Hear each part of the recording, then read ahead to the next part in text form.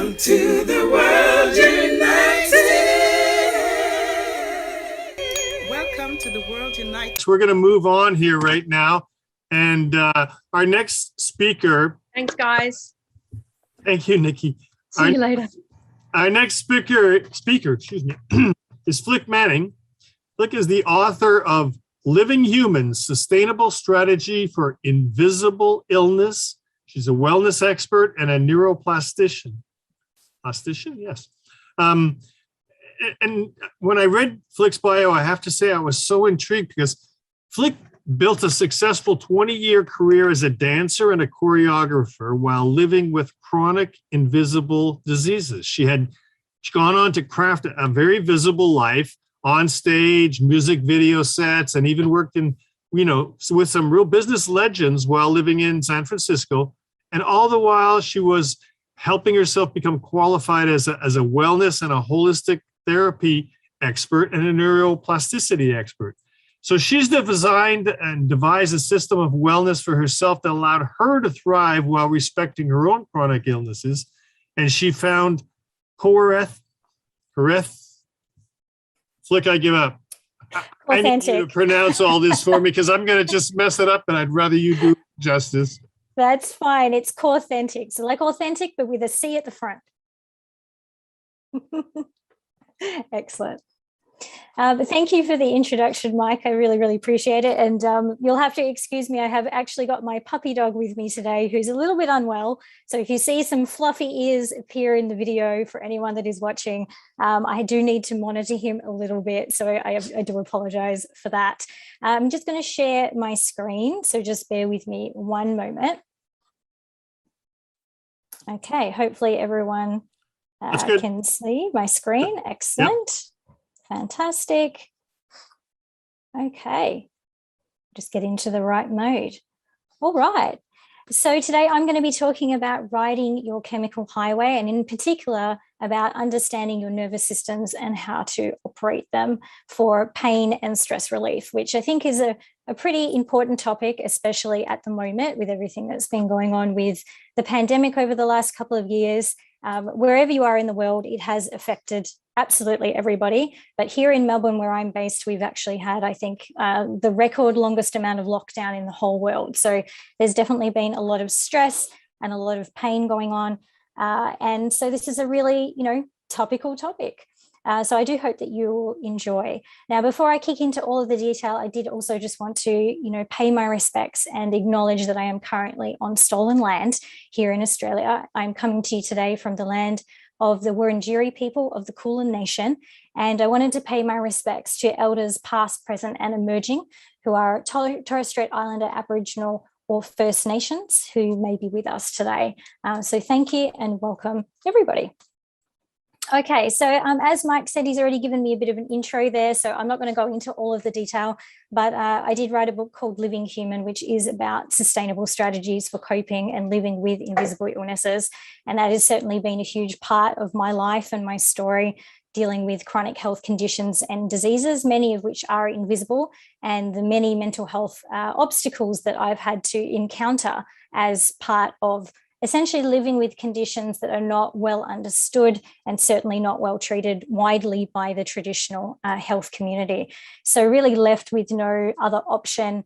I went out and sought and investigated and worked out what is going on with my human body. How can I get the best quality of life out of it? Because frankly, I was just simply given no options that were workable or sustainable in any way, shape or form. And very often I was blamed for the diseases that I was living with, even though I have absolutely no control over that whatsoever.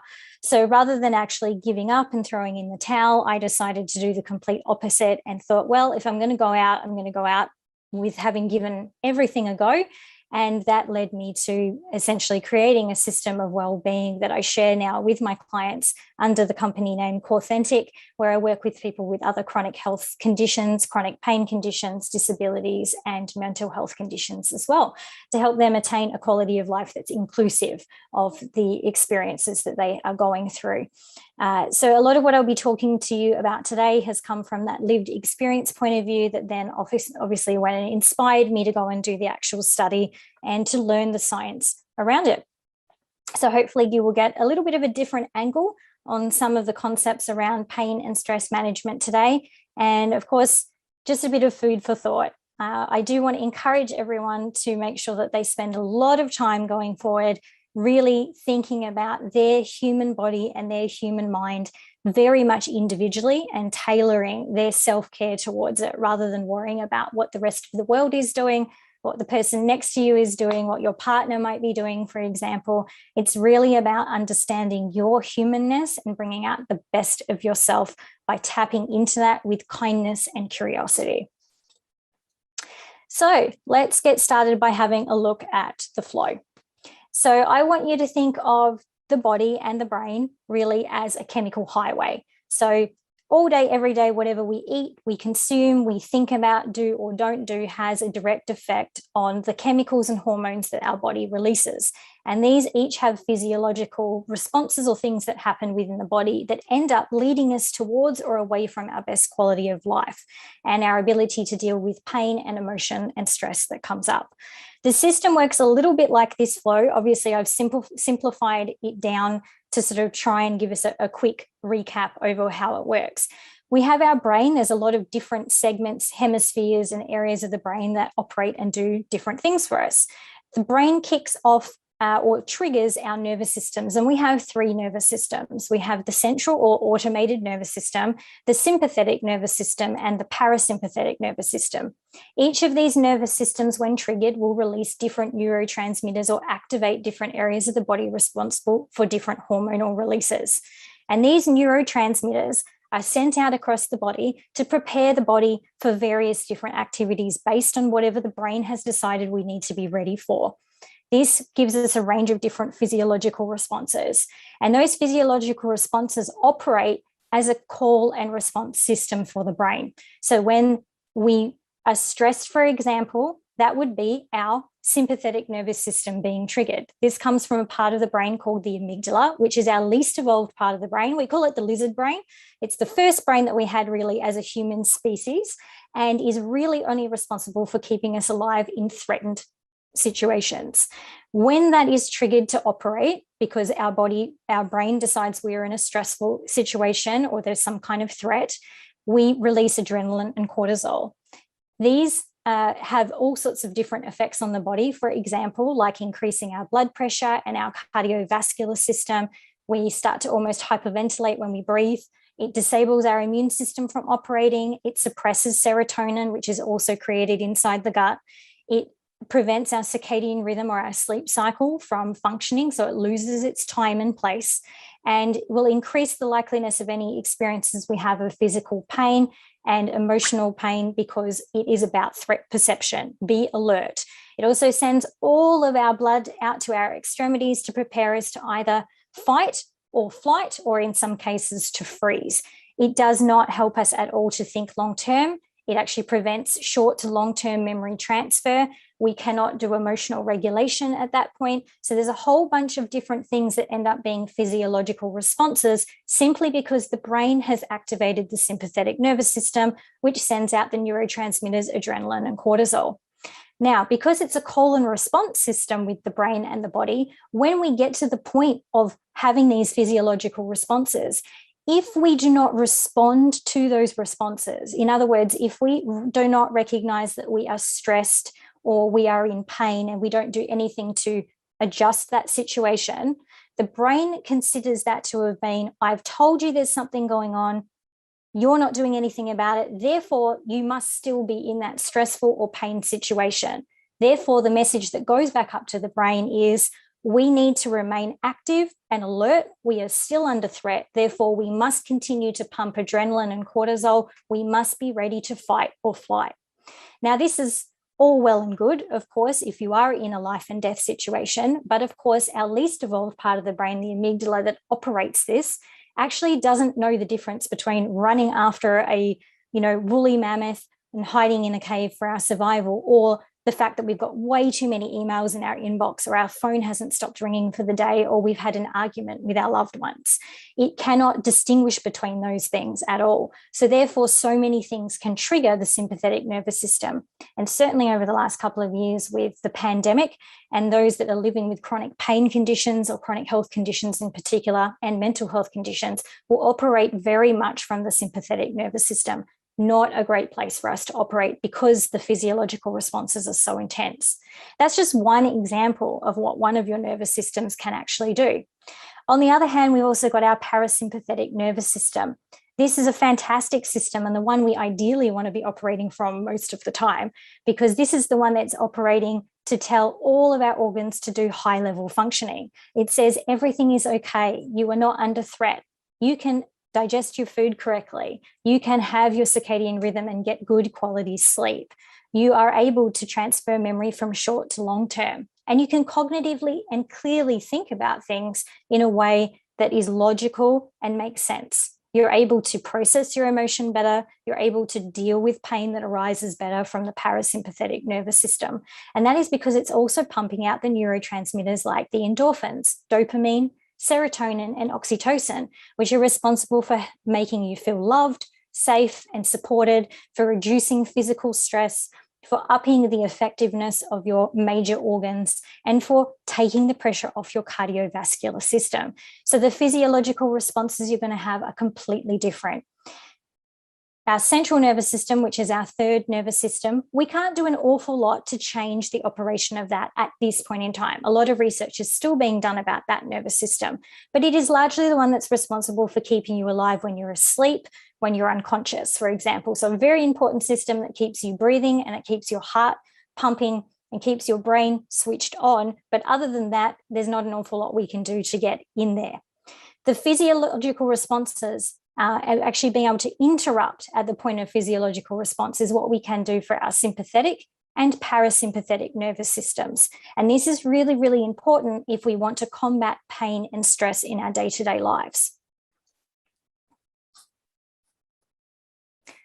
So just having a look here again. So we've again got our brain, our nervous systems, our neurotransmitters, and our physiological responses, which then send the message back up to the brain of either we are still in stress, still in pain, or actually we are course correcting. Everything is okay. You do not need to keep operating from this system. And we can do that very simply actually by breathing. It's free. It's cheap, it's with us all the time, and it's the one thing that we pay the least amount of attention to, that we can all tap into in order to change the response that is going from our body back up to the brain. So at this point, before I tell you a little bit more, I want to just remind you all that when it comes to the brain, whatever is reinforced most wins. So this means that the brain is not actually responsible for deciding for you what is good for you or not. Okay, that's not what the system is set up to do. The system is ultimately set up to keep you alive as a biological organism. All right. And so if you continue to allow yourself to be in a stressful or pain-inducing situation without changing anything at the physiological response point, what the brain hears over and over and over again is, we are constantly under threat. We are constantly stressed. We must stay alert. We must stay prepared. And the long-term physical effect that that has, of course, is placing that strain on the cardiovascular system, making us more likely to have lung issues and heart issues and blood pressure issues. It stops our digestive system from working. This is why commonly when people are very stressed out, they may become nauseous, they may vomit or find that they have no appetite. It actually completely shuts it down and in fact tries to get rid of it. So any food that's going through your system will either come out or not be digested. Therefore, your nutrients are not going into your body appropriately and correctly. These are just a couple of examples of why you wouldn't want to stay operating from your sympathetic nervous system all of the time. We want to start practicing tapping into the parasympathetic nervous system, and we can do that by recognizing, first of all, those physiological signs of stress and pain, and then starting to adapt through the breath to say to the body, I need you to change out of sympathetic nervous system and change gear into parasympathetic nervous system. And it's actually simpler than you think. So again, I've already talked a little bit about the breath here, so I won't harp on about it too much. Obviously, some signs that your physiological signs that perhaps you may be operating from a stress or pain position would be things like rapid breathing, hyperventilation, or feeling like your breath is stuck in your throat or in your chest, where you feel like it's hard for you to get a slow breath. These are indicators that you are breathing from a sympathetic nervous system trigger. Other things could be shaking hands, you could be sweating, nausea, lack of appetite or upset tummy in general, racing thoughts, inability to concentrate and to remember things. These are all signals that you could be operating from your sympathetic nervous system. Whereas when you are breathing slowly or more paced, when you are not shaking, when you are able to emotionally regulate and logically think through things as they come up, remember things from short to long-term memory, when you're able to recognize that you're in pain and cope with it, these are signs that you're operating from your parasympathetic nervous system. Okay, so I'm going to teach you now a very simple breathing technique that can allow you to deactivate your sympathetic nervous system so that your body has the ability to calm down, and that ultimately what you are reinforcing for your brain is we are not under threat. Everything is actually okay. This day-to-day stress or this physical pain that I'm going through is not something that is a life or death situation, but simply a situation we can deal with better when we're out of this nervous system. Now, you don't have to do this with music if you don't want to. You also don't have to have a special shrine room. You can do this sitting on the toilet. You can do it in the shower, driving the car, when you're doing stretching or exercising. You can even do it in a boardroom, or like I have been throughout this presentation, I've been controlling my breathing. This is something that you can do anytime. And I encourage you, if you've got children at home in particular, to teach these techniques to your children from ages 3 to 4 and up. It is extremely effective and gives them really great coping mechanisms for pain and stress. So when they're starting to experience frustration, anxiety, pain or upset, if you can show them through your demonstration that the breath is something that they can come back to, they will learn this as a skill as well. And then they are less likely as teens and adults to turn to things that mask or suppress their emotional and pain responses, like alcohol and binge eating, for example, or shopping, just swiping that credit card willy-nilly in order to get that dopamine fix that makes them feel temporarily good. Okay, so this is about sustainable strategies for pain and stress. The way this is going to work is by inhaling through your nose for a count of 4, and then exhaling through your mouth for a count of 4. You can do this at any speed, but you want to really pay attention to how your body feels and try to make the pace even for the inhale and the exhale. Initially, when you start doing this, you may feel some physical tightness and even some restriction. These are signs that your body is harboring some stress. And so this gives you an opportunity to mindfully check in with your human form and recognize if you are showing physiological signs of stress or pain. And you will be able to feel in real time as you do this breathing technique, the body soften, become more flexible and change. You may even get a slightly woozy or floaty feeling that comes over you for about 20 seconds. And that is a really good sign that you are actually changing the operation of your nervous system from sympathetic to parasympathetic. Really, really effective. So I am going to put some music on for you now, simply because it actually boosts the positive neurotransmitters, and we're going to be doing this for a short period of time. So I want to make sure that you get the best outcome. But as I said, you do not have to use music at home or wherever you are if you don't want to. You can just simply do this as you go. I will run this a little bit like a meditation session to help guide your body into a sense of relaxation to speed this up. But please don't think you need to do that on a day-to-day basis. So if you have got your headphones in, you might hear a little bit of music coming through in just a moment. Okay. All right. So I'm going to ask you now to bring your attention to your breath. And just allow yourself to observe in real time if there's any tightness or restriction in the breath. If you think you're breathing fast or slow from the lungs or the diaphragm.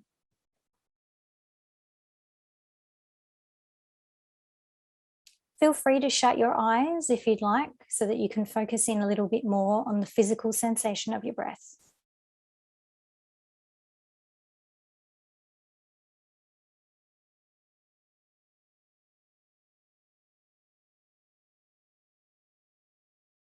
Bringing your attention back to the breath for a moment, focusing in on your nose now, and just feeling the sensation as you inhale. And then following that sensation all the way through as you exhale from the mouth, feeling the coolness of the breath pass over the tongue and the lips. And just keep observing yourself for a moment as you breathe in and out.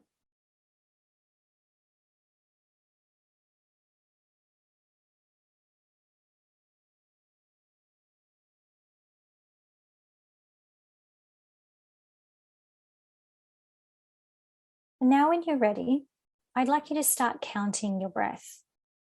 Counting from 1 through to 4 as you inhale through the nose. And 1 through to 4 as you exhale through the mouth.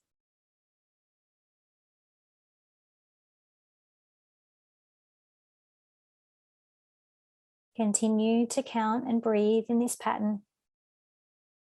And feel free to adjust that pace to something that feels more comfortable for you right now.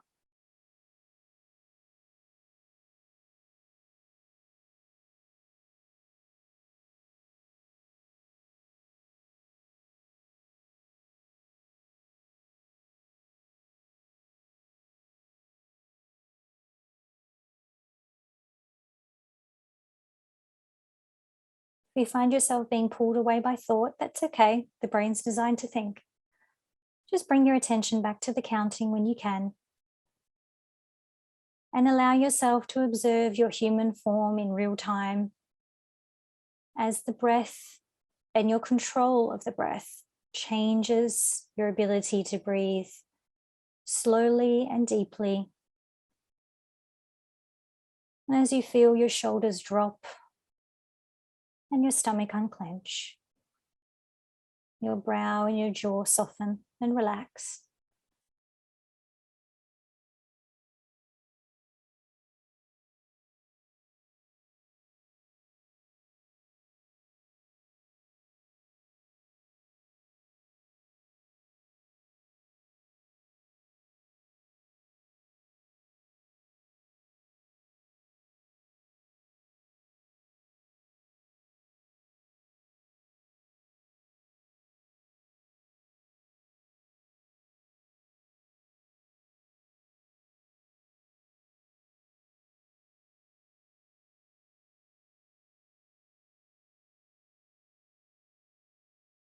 And as we finish up, I'd just like you to take this opportunity to be thankful for your human form with all of its idiosyncrasies and quirks. Come back to the breath as often as you can in life to build that kind and curious relationship with your unique form. And remember that as you feel your body soften, allow that to confirm that you can bring yourself back to this place at any point, with or without music, with or without your eyes shut, so that you can change to your parasympathetic nervous system and increase your quality of life and your ability to deal with the pain and stress. When you're ready, feel free to gently blink your eyes open if you've had them shut. Let go of any counting now and just trust that your body is in a slightly calmer place, and stay with that feeling. I hope that you enjoyed that little moment of breathing. Now, if you're not practiced with doing breathing cycles, please note that it can take a few minutes to get it to kick in properly. So don't fear if you haven't felt an awful lot of change today. It just takes practice like everything else. If you do this on a regular basis, on a daily basis, for example, you'll find that you can actually kick this into gear within 20 to 30 seconds. So it's a very, very effective tool for dealing with pain and stress and positioning your body and your physical and mental well-being to cope with day-to-day life. There are some additional breathing techniques that you can learn. I won't run through every one of those today, but they do involve exhaling for longer periods of time or sometimes holding the breath. that can be very, very effective and has obviously deeper meditative qualities. This can be a really great space to get to know your physical form and to understand yourself in that kind and curious way. But again, start with that in for 4 and out for 4. And as I mentioned earlier, if you do have children, I encourage you so much to teach children this technique. It's one of the things that I do quite regularly. And it's profound, the effect that it can have on them, helping them to become more mindful of their stress and physical responses. And it's brilliant that they actually then teach it to their siblings, their friends, and bring that knowledge home. So wellness passes itself on. So I do encourage you to learn even more. Obviously, this has just been a taste tester for what the power of your nervous systems is actually about and your chemicals. I hope this has at least given you some food for thought. Thank you so much for attending my presentation today. And of course, thank you so much to the Global Transformational Festival for having me here. I'm really, really, so excited to be involved. And there's so many brilliant speakers. I'm sure everyone's going to get a lot out of it today. If you would like a copy of my book, of course, you can grab it on Amazon.com in Kindle or paperback version, and you can reach out to me on flicmanning.com should you have any burning questions, but I know we've got a Q&A coming up. I will finish off now. Thank you so much, and handing you back over to the wonderful Mike. Thank you, Flic. There's so many things there that I just want to talk to you about. Are you able to hang around a bit for us to have a little bit of a discussion afterwards? Absolutely. Yes, of course. Cool. Because what I'm going to do is, Guy was on. I think he got bumped off. He was traveling, but he did give me his presentation. So I'd like to present his presentation to do honor to what he sent me. And then you and I can get together with some of the other people who are on here with us and maybe talk a little bit about some of the things you were talking about. It was extremely interesting, and brain research is something that fascinates me. So I've got a lot of questions for you. So give me 2 seconds here. What I'm going to do is I'm going to share Guy's presentation, and then we'll be back and have a little discussion with Flic. And then we'll be back and have a little discussion with Flic.